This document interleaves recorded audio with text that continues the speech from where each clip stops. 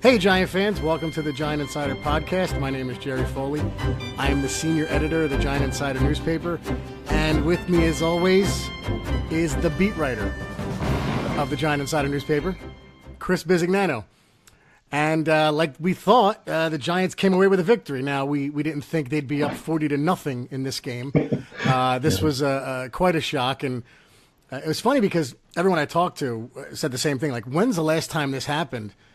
Where, you were very relaxed in the fourth quarter. And it was probably a game against Washington. Actually, I think there was a couple over the past maybe 5-6 years that were kind of snooze fests against Washington. But you mean the Rain Man can't rip that off? Well, there was one, I think, in 2009 where we won like 45-14 or something. Then there was another one under McAdoo or towards the tail end of Coughlin. I think it might have been 2014. Now they're going to look this up and prove me wrong, but I jokingly said it was the 49er-86 playoff game. That was the last time I felt this good during the game. But it seems like it. But yeah, buddy, just initial thoughts. What do you got, man? Yeah, listen, we felt pretty confident going against Sanchez that they would, the Giants would come on top, but obviously not, the margin at the first half. It was over at halftime. It was over, with Sanchez in there and have a big lead like that to go to Loletta and take Saquon out and all that. Boy, we haven't had one like that in a long time, and nor that I think we would have one this season. So it was a pleasant surprise, my friend. You saw a lot of smiles on the sideline. It felt good for Sherma. Felt good for the players, the organization. So it was a nice Sunday. Chris, Mark Sanchez might be the worst quarterback in the NFL. I mean, he couldn't do anything right. And I think the funniest play of the game was when he tried to throw a quick pass as the rush was coming, and Ogletree batted it away and then waved his finger at him like, no, not going to happen. I mean, Curtis Riley got in on the act, Chris. He led the scoring.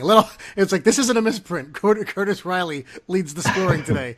Then, I mean, what else can you say about the kid, the running back that we drafted number 2 overall, instead of taking a quarterback? And I know there's years to go before this argument is settled, but my God, if you're not happy with this kid, you need to have your head examined because he was absolutely incredible yesterday. Well, this is what Gettleman talked about, when he said, hey, we're not going to pass up on a generational talent. This wasn't just some real good running back coming out. This was a special player. Yeah, Gil Brandt of the Dallas Cowboys, I just wanted to add, had him the second highest player he ever had on his board. Behind who? Lawrence Taylor. Gil Brandt, right, ever. That's the key word, right, Jerry? Ever. I mean, and Gil Brandt's been around since Tony Dorsett and guys like that. Gil Brandt, he knows his football. For him to say that, that's just remarkable. And how great is it, Jerry, that the 2 highest guys he had rated in his life are both Giants? It's insane. It's hilarious. Right? Yeah, it's hilarious, man. From an old cowboy like Gil Brandt, who I respect a lot. I mean, that guy knows his stuff, man. But listen, this is like I started saying before, Jerry. This is what Gettleman was talking about. He just didn't want to pass up on a special player, and everybody is seeing that now. This kid is just an unbelievable talent. He dropped a pass, which was shocking, and I thought it was funny that Giant fans didn't get mad at that because if he caught that pass, he probably was going for about 30 yards. There was no one around him. But he dropped the pass, right. And Giant fans were almost like, oh, my God, he's human. And because that was the first one I've seen him drop. And I know you did, too. You commented like, wow, he just dropped the pass. And people took it the wrong way on Twitter, like you were being sarcastic. But you said it. Kid has ridiculous hands. Listen, there was a couple of things I put on Twitter. The first thing I think I put on, if I remember right, was that this is going to be the first thing he talks about in the postgame, which it was.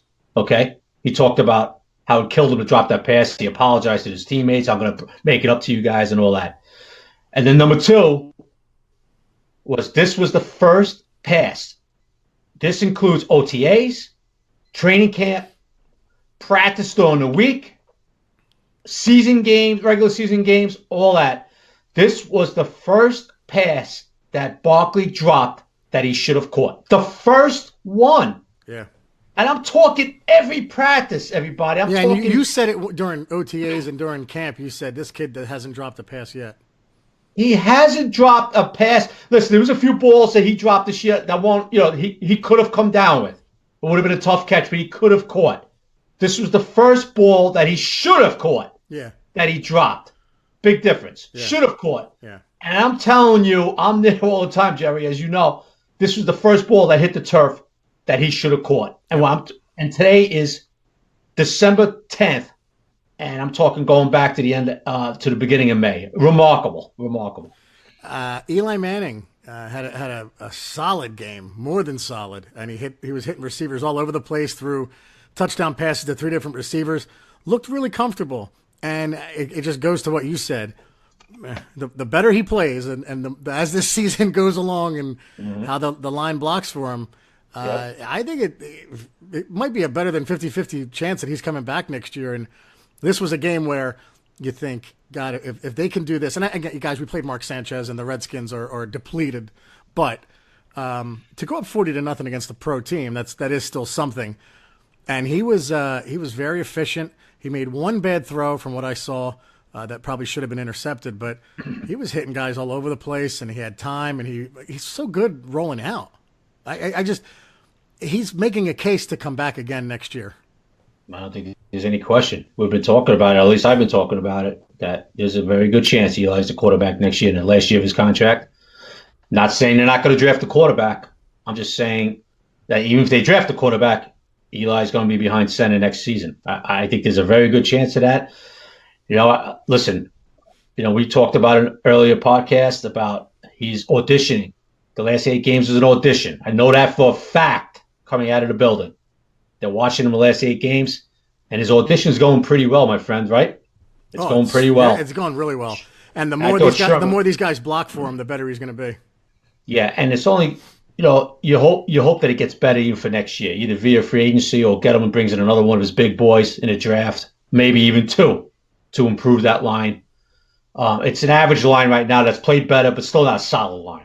Okay, they're about they're like a center and a right tackle away from being a very good offensive line, in my opinion. Yeah. Well, you know what, Jerry? Right tackle especially. Yeah. I'll go 2019 with Spencer Pulley at center. I will. Yeah. I don't want to go 2019 with Chad Will. And you called out Pulley early on. You said these guys have a center on the roster who played for the Chargers, I think, every game last year. Yeah. Listen. He was part of a line. I understand, like we talked about earlier. I understand Phillip Rivers gets rid of the ball a lot. But he was part of a line that gave it the least amount of sacks last year, and Rivers swore by him. So when a guy like Phillip Rivers vouches for you and he swears by you, you got to listen to guys like this. You know what I mean? So I'll go with Pulley next year.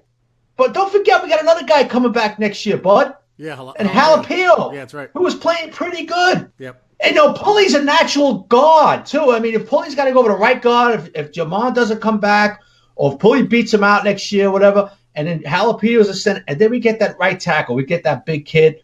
Like you said, free agency. I'm not sure who's a free agent yet. I'm really not. Or the draft, Gettleman brings in a couple of kids. Hog Molly, as he calls him. Yeah, right, a hog molly, like Dave likes to talk about. And this line gives Eli some more time. Jerry, this is an offense right now that's running through 26. Yeah. Okay? This is the big adjustment that Coach Sherman has made since the bye week. This offense is now running through Saquon Barkley. Okay? And you're seeing the results of it. You're going to see this right into next season where this offense runs through him. And when Eli has time and when Eli gets that play action going, he's a much different quarterback. You've seen that now the last 5 games. I mean, referring to 26, Chris, I've never seen a guy who, once he gets past the line of scrimmage, can literally go all the way every time. No. I'm not trying to speak blasphemy. He's better than Barry Sanders in the sense that he hits the hole faster. I know that everybody said, the Detroit Lions line stunk. But early on in Sanders' career, he was looking to break it long every time. Barkley has improved just in this year at that already. He runs hard to the hole. That was one aspect that we were worried about, where he's going to try to go long every time. But, man, he runs quick to the hole, and then if you create a hole for him, my God, he can take it to the house every single time. It's almost like you almost feel bad for the guys in the secondary. My wife referred to him as she watched the 78-yard run. She came downstairs just in time, and she goes, "He's like Jimmy from Hoosiers." I was like, "I know he's the Jimmy Chitwood of this team," but the 78-yard run. One thing we got to point out, and we talked about it yesterday. Man, Sterling Shepard is a football player. He is not just a receiver. He sprung a couple blocks. That sprung Saquon the 52-yard rush and the 78-yard run. Man, Sterling Shepard is a hell of a player. He's a football player, Jerry. You just said it. He's a football player. And that's what Coach Sherman likes. He's wired to be a football player. Big difference, my friend, between a football player and then a football player. Yeah. Okay? Some guys are playing football. Other guys are football players. Yep. Shep is a football player. You see him seal that hole? He sealed that hole with that block on DJ Swearinger yesterday that sprung Saquon for that 78 yards. I had to watch it a bunch of times because I was writing about it, and I said I wanted to see who the key blocks were, and I didn't see it the first time. And it was Shep. It was Solder, it was Hernandez, it was Ellison, and then Shepard had the key block. Shep sealed this hole, and it wasn't downfield. It was at the line of scrimmage. Oh no, it was at the line of scrimmage, my friend. He cracked back. He cut in off the line. Yeah, he cut in off the line with the key block and a pretty good safety too. Okay, he's no slouch, Swearinger back there. He's gonna go to a Pro Bowl this year, Swearinger. Okay. The other run, and Saquon talked about it. I drilled Josh Norman. Yeah, I mean, Shep came from about 30 yards, it seemed like a blur, and came in and hit Josh Norman with a nice block that enabled Barkley to gain some more yards. Yeah. And, Shep had 2 catches yesterday. He had the one touch that he was wide open. But this is part of being a receiver, part of being. And here's the thing that impressed me the most. Besides the blocking, Shep's not a big kid either. He's not a big kid. He's small. He's a small kid. But how about when he came back on that Eli pass at the goal line that was going to look like a sure interception, and Shep came back and broke it up. Yep. Right? I mean, this is what football players do. You just don't stand there and come back and go, oh, I'm covered. Oh, look at this bad throw by Eli. You come back and you break it up. You play defender in that situation, and you see what Sherman did right after that. As soon as Shep came over off the sideline, Sherman hugged him. Yep. And he was telling him that's a football play. And last week got a lot of respect for him when he went down in the Bears game. It looked like he hurt his ribs pretty bad. He came back in and made a couple catches. So the kid's tough, man. I mean, tough. We kill Reese, but that was a nice find in the second round of that draft. Absolutely, it was a good pick by Jerry Reese. Right, we destroy Reese for everything else, but that was a good pick by Reese. You got to give that credit when credit is due. And Shep, listen, he's a tough kid, Shep. Like Sherman loves him. He's been praising him from day one, and you see why. You need guys like that in your Jerry. When you have a home run hitter like that with Barkley, you need receivers who block. Yeah. And Shep is one of those guys that's going to throw his body out there. And Odell's trying more and more. Odell's not a good blocking receiver, but Odell's trying in that facet of his game too. And speaking of Odell, one of the stupid narratives on that radio station that we try not to listen to is that the Giants are better without Odell out there. Now, I will say that Manning spread the ball around more, but he spread the ball around more because his number one receiver wasn't there, so it was by default that those guys were going to get more balls thrown their way. I'd have to think that if Odell played yesterday, the score could have been 60-0, but that's just me. I don't know. Yeah, listen, when Odell's not in the game, teams go more man, and you saw that yesterday. The Redskins went a lot more man. When Odell's playing, they're not going man. Josh Norman could talk all he wants, and Greg Minuski would say, oh, well, we'll match up Norman on him. Nobody's playing Odell man all game. Nobody. Okay? On the first matchup, they had safeties rolling over on his side the whole game, too. Yeah. Yesterday, they went more man because they felt the Giants didn't have that key guy that could beat them. I even talked about it today. He says, we had a lot more opportunities to spread the ball around because this was probably the most man coverage we saw all season. Yeah. So that's the advantage of it. To say the Giants are a better team at Alabama, I've kind of heard that narrative out there a little bit. And, no, I mean, Odell's a dynamic player. He's an impact player, so you don't want to lose an impact player. The advantage of it is, Eli spread the ball more. And you saw it yesterday. Another thing before we go to the defense, Evan Ingram, man, he had 3 catches, but I think he had like 75, 77 yards, one of which was a 39-yard gain. He had another long gain. man, when he gets the ball in his hands, it's exciting, and this is what you picture with Ingram. And if he can stay healthy, last week, Twitter followers saying, "Will they trade him?" No, they want this kid to work out. I mean, if you can have him playing like this and a healthy Beckham and that running back, that generational running back that we drafted, and Sterling Shepard playing, and a line that can protect whatever quarterback's there, probably Manning, offense can be more than special. It can be one of the best in the league. This is what we envisioned from the start. Oh, no question, Jerry. If the Giants' offensive line is a solid unit next season, I mean, is there any question this could be the best offense in the football, top 3 offense? Any question about that? None. They'd be right there with the climate-controlled Saints and the LA Rams. The climate-controlled Saints. Okay. Even with a 38-year-old Manning next season, they could be a real good offense, man. And let's not give up on Evan Ingram yet. I know a lot of people are really down on Evan, right. But first of all, just want a quick observation. He hasn't dropped the ball in a while. I know that's part of it. Listen, I know people are like, oh, listen, he's not supposed to drop the ball. I understand that. Right. But he hasn't dropped it in a while. And you see how dynamic he is, right? You saw him in that open field yesterday. I mean, he runs like Saquon. Well, there was the one down the sidelines. I thought it was a 15-yard gain. Ended up being a 39-yard gain. He just outran everybody. Man. He's fast. He's a hard-working kid. Working on his block and can't give up on this kid yet. He's coming back next year in his 3rd year, and he's going to be a Giant a few more years. I know, like we said, a lot of Giant fans are down on him. Don't be. He hasn't played really healthy all year. Getting healthy now, and you see what this guy could do, man. And him in the mix next year too. It's another dynamic talent. Yeah, you said before. You said if Yaman Brown is if he's a Giant next year, and I think the Giants would have to have their head examined not to re-sign that kid, because if there's a second MVP on this team after Barkley, you can make the argument that it's Brown, because what are they, 4-1 since they got him? Yeah. So yeah, good job, Brown, Yaman or Jamin. I mean, I know you're not correcting. You didn't correct Chris yet, but. Incredible job by him, and made the whole line better. Defensively, is Ogletree just more comfortable now? Because how can he look the way he looks after weeks of us saying, wow, he's really been disappointing? And you're saying, both of us were tweeting, I don't know if he's going to come back next year the way he's playing, but the last 3 weeks, I mean, he's best linebacker we've had since Antonio Pierce. Yeah, no question about it. Alec is a guy who takes his craft very serious.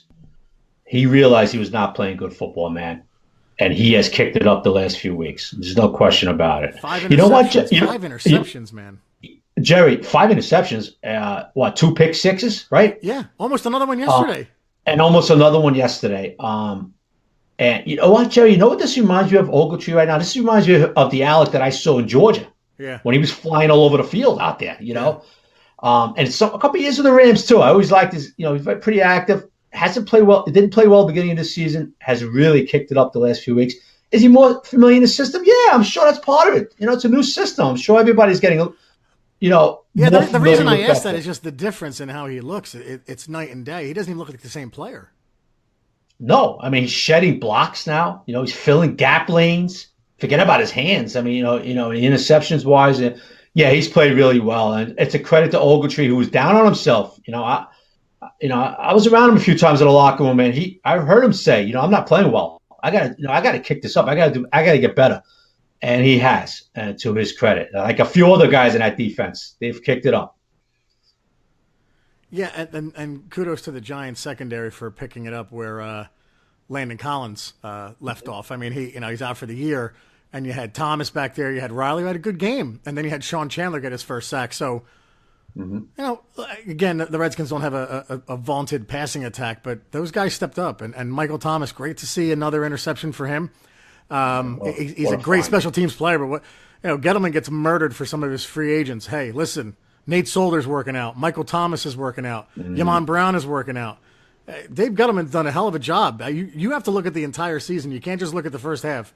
And some of the stuff he's done, the under-the-radar finds. Grant Haley, come on, he's an option next year as nickel corner. Oh, no, there's no question about it in my eyes. No question about it that this kid is an option out there. No question. Jerry, me and you, we talked about it personally. I love the kid. You love the kid. How physical is this kid? I mean, come on, man. What's he like? He's like 5'7" is stretching it. Jerry, I mean, And he's a little guy, man. I've talked to Grant numerous times. He's a little dude, man, but he plays like he's 6 feet tall, right?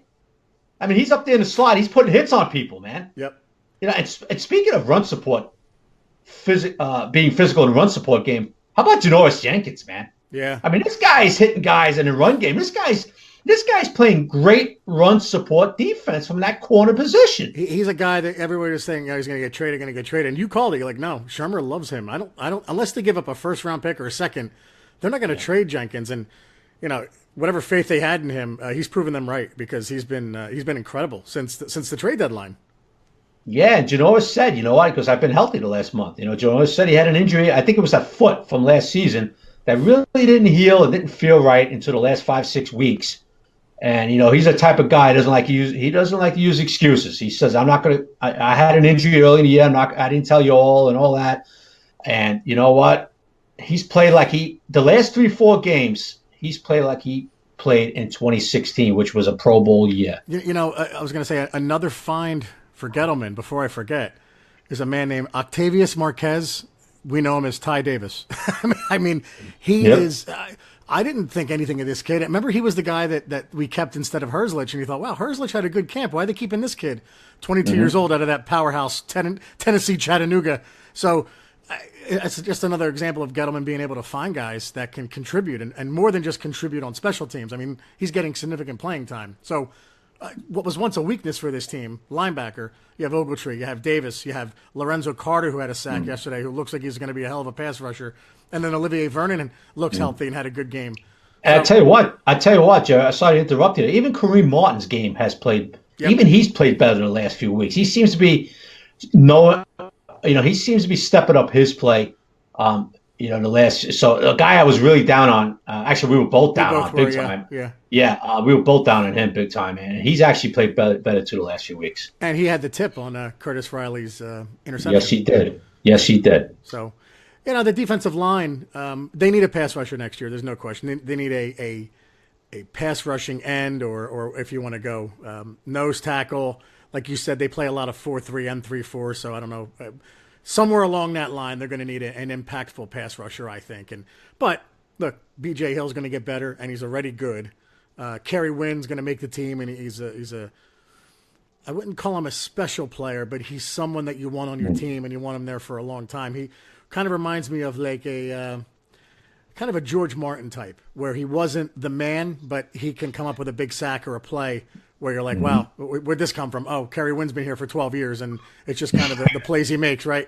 They have to re-sign him. Yeah, Dalvin Tomlinson's another one. He's getting better. So there are building blocks on this team, and what you got to love the character of these guys. They haven't quit. We called it all year that Shermer had his flaws with play calling and clock management, man, but these guys are playing for him. Playing their butts off for him. Even Olivier Vernon, man, he seems that high ankle sprain is finally healing. And he's got 3.5 sacks the last 2 games, 7 tackles yesterday. So I know people are always down on Olivier right off the bat and this and that, but the last 2 games he's been really, really good too. So yeah, listen, everybody seems to be hitting the stride on the defense. Listen, I know it was against Sanchez, but you know what? Peterson toasted them the first game at MetLife, and the Giants were determined not to let Peterson beat them yesterday, and they shut him down, which was a key because they shut him down early in the first quarter. And they kind of put the ball in Sanchez's hands, and you might as well put the ball in my hands. You're going to get the same result. I think you would have been better. Yeah. Well, what I'm saying is that you're going to put the ball in Sanchez's hand and win a game. You're entering buffoondom. So that's not a good sign for an organization, and that's why Gruden had enough of that in the second half. He put Johnson in, and so it worked out well. Speaking of buffoondom, I want to get into this now because it's important, right? So as you guys know, and we put a poll out there last week, and the good news is, based on the results, we'll probably get shirts made. Buffoon is something that Chris comes up with, and we both do now. We name our buffoon of the week, but there's also a I don't know how to phrase this, but a loving term that you call someone a buffoon, like the buffoon crew, right? So Chris calls me and my buddies on a text message group the buffoon crew because we still believe in the Giants' playoff hopes. So to address that now, so I'm a proud member of the buffoon crew, And that's what the shirts will say. And I listen to the Giant Insider podcast. So buffoon has kind of a dual meaning. One is very endearing, and one is the word what it's meant to be. You're a complete buffoon. Which is, Jerry, that's very important because a lot of people express interest in buying the shirt, and it's very important to know that we're not saying, "Hey, you're a buffoon" in a bad way. But I will say, a lot of the followers said, "Hey, do you listen to the podcast?" And people wrote back, "Of course I do. I'm a buffoon." So thank you guys. That's awesome. But let's get to this now, and I know that you're going to call me a buffoon for thinking this can happen. But, the Giants are mathematically alive. They have the Tennessee Titans. They have the Colts away. Then they have the team with the star on their helmets at home. Last game of the season. I would argue all winnable games, right? I am not that impressed with Dallas. Oh, no question of all winnable games. Yeah. Now, here's where it gets tricky. We need help. But when you listen to the schedule, it could happen, right? So tonight, first things first, Seattle has to take care of Minnesota. Okay? That's got to happen for us to for the dream to live. So they're playing Seattle's at home, right, tonight? Yes. You think they're okay. So let's go to Carolina. They need to lose 2 out of the next 3 games. The good news is 2 of those games, somehow the NFL schedule makers did this, they play the Saints. They play Mr. Climate Control away and home. And Carolina's looked like crap for the last, 5 weeks. Yeah. And they play Atlanta. Atlanta can come back and win, and Atlanta's behind us right now. Go figure. So Carolina needs to lose 2, and they play the Saints twice and the Falcons once. Then you have the Feathered Helmet unit, who are going to be broken now because they just lost to their arch rival. And trust me, guys, Eagle fans hate Dallas more than they hate the Giants. Oh, yeah. Right? Way more than the Giants. You can vouch for that now that you're in Jersey, right? Oh, yeah. Yeah, no question. Okay. Now, they have to go to L.A. next week after the Rams lost. Good luck with that, Philly. Then they play the Texans, who lost, yesterday, but they've been on a roll. They've won, 9 of 10 games. Yeah. And then they finish up at Washington. Now, that's probably a win for them. But if Josh Johnson plays, I feel a little better about that game than if Mr. Worst Quarterback I've ever seen plays. So, Eagles can lose 2. All right, 2 more teams. Vikings, this is where it gets difficult. Vikings have to lose 2 as well after they lose tonight. So, they play the Dolphins, who, oh my God, that win yesterday, I mean, if that didn't stick it to Boston sports, I was so happy to see that play. And Mr. What does this have to do with the Red Sox? No, Boston overall. And Mr. Tide Pods running around the field like a buffoon, slipping. I tweeted that I think he fell on a Tide Pod because to put Gronkowski back there, what did you think, Bill, that he was going to Tannehill was going to throw an 80-yard Hail Mary? I mean, to put him back there was so stupid. And it was great to see New England lose. So anyway, the Vikings. Belichick is one of our own. Yeah, I know. So the listen, let's go back. Go ahead. The Vikings got to lose 2. It gets tricky now. They got to play. They got to lose. They got the Dolphins. They have the Lions. And they that's a win. Good. And they have the Bears. But I mean, I don't trust Kirk Cousins, right? So they got to lose 2. That's going to be the toughest one. And then the Packers have to lose 1. They play the Bears, the Jets, and the Lions. So they need to lose to the Bears. So. Jerry, you realize we have to win all 3 too, right? Right, but that's just mathematical. We're alive. No matter if we win this weekend, no matter what happens, we're still alive. So the dream lives. It's not that far fetched. If we win out, we could be in the playoffs. I don't care. Call me a buffoon. I'm part of the buffoon crew. Whatever. Hey, Giant fans, this is why you listen. This is why we watch. This is why we watch every Sunday like it's our life. Come on, let's do this. Yeah. Listen, I'm with you, pal. I'm with you, man. I hope so. I just don't think it's going to happen, but I'm with you. You don't sound very enthusiastic, Chris. I tell you what I'll do, yeah. I'll be more enthusiastic, Jerry, if they beat the Titans. This is going to be a real tough game Sunday, all right, with the Titans. If they win Sunday and a couple other things go our way, with the Vikings or whatever, the whole scenario you played out, that I'll be more enthusiastic. Right. But I can see us winning at home. I'm really concerned about the Colt game. Me too. That's the one. Out there because the Colts are a different football team, and man. Andrew Luck is a special quarterback when they're blocking. He's a special player, yeah. So, listen, Jerry, I'm not too enthusiastic. I'm just glad. I got to be honest with you, my friend. I'm just glad that it's actually we could talk about this, going into the 14th game of the year, So it's pretty because, early in the year, if me and you went on a podcast, all Ian says, "Oh, you know what? We'll be in it by the Titan game." People would have probably shut off the podcast and never listened again. Called us buffoons and never listened to us again. Right. We would have been the gatekeepers of buffoondom, and then people would have thought we would totally lost our minds. So it's great that we're talking about it. You're more enthusiastic, and the Buffoon crew is definitely more enthusiastic than I am. If some scenarios play out after next weekend, I'll be more enthusiastic. Yeah, let's win next weekend and have all those teams lose one game, and then we can say, hey, let's do this. All right. So now we come to the point of the program. I think everybody looks forward to this the most, other than the Twitter questions. We name our buffoons of the week. I will let you go first. I know you had a few candidates. Who did you decide? All right. I'm narrowed down to two candidates. One, Josh Doctson, the number one pick of the Redskins a couple of years back, the wide receiver who decided that he was going to taunt a few Giants down 40-16. Okay?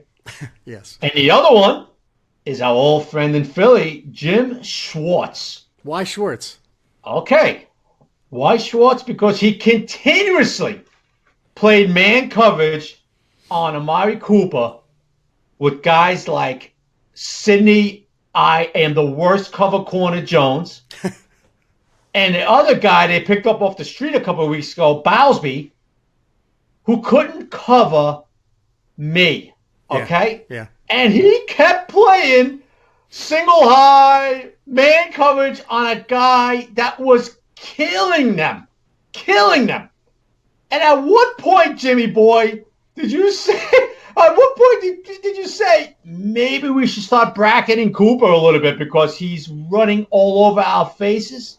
No. Even on the last fluke touchdown there that Raul Douglas deflected, that was man coverage. Yeah, it was. I mean, Douglas made it. Listen, that was kind of a freak thing. He got his hand on it. It popped up, and Cooper caught it. But even that was man coverage.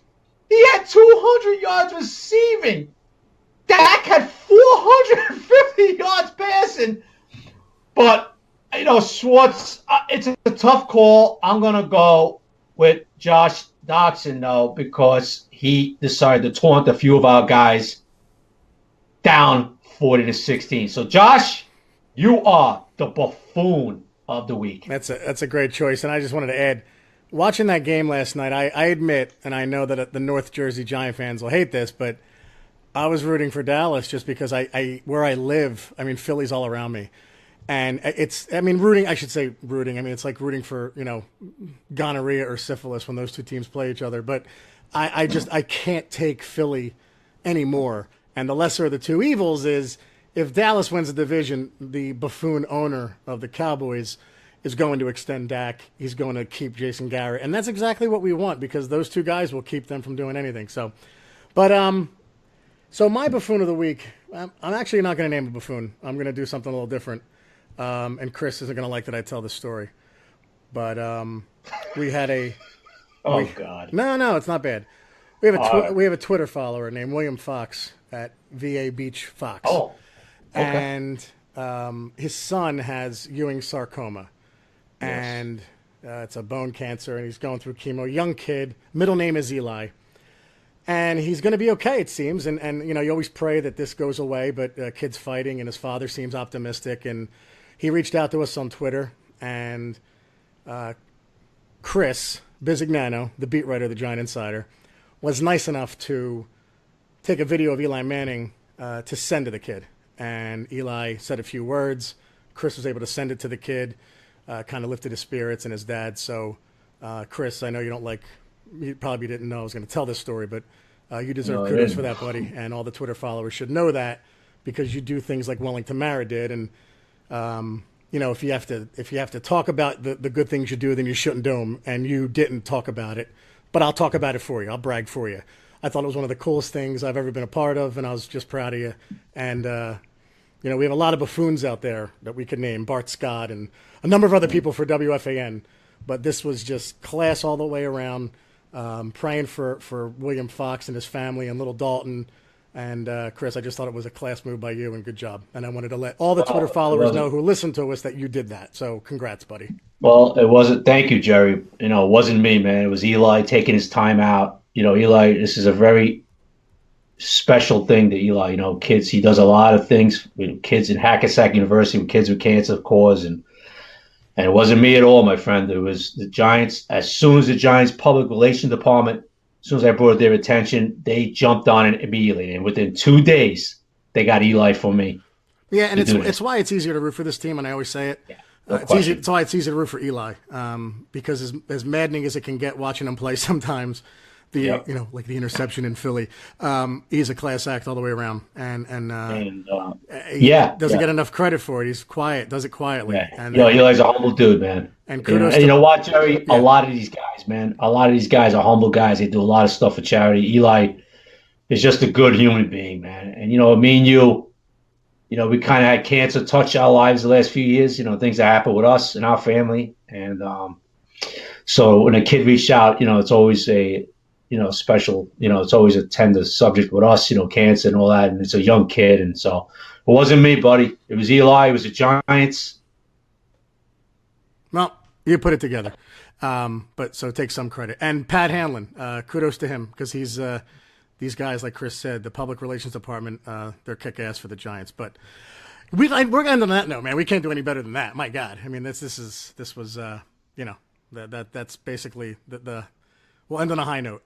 And after a win like that, man, my God, what a great week. It gives us hope. Let's go into next week. Let's start kicking ass again. Let's beat the Titans and then let the chips fall where they may. All right, everybody, be sure to order your copy of the Giant Insider newspaper. Go to www.giantinsider.com or visit Magster.com for a digital subscription. That's magzter.com. Yearly subscriptions are $39.95 for paper copies, and the digital version is only $17 for a yearly subscription. 14 issues for the year, as we're bi-weekly during the season and monthly in the off-season. Our next podcast will drop at 8 p.m. on Thursday, December 13th. We will preview the Titans game, make our picks for the week, and then take your Twitter questions. As always, thank you guys for listening. I'm Jerry Foley. He's Chris Bizignano. And remember, guys, Sundays are Giant days, and we are still alive. Take care, everybody.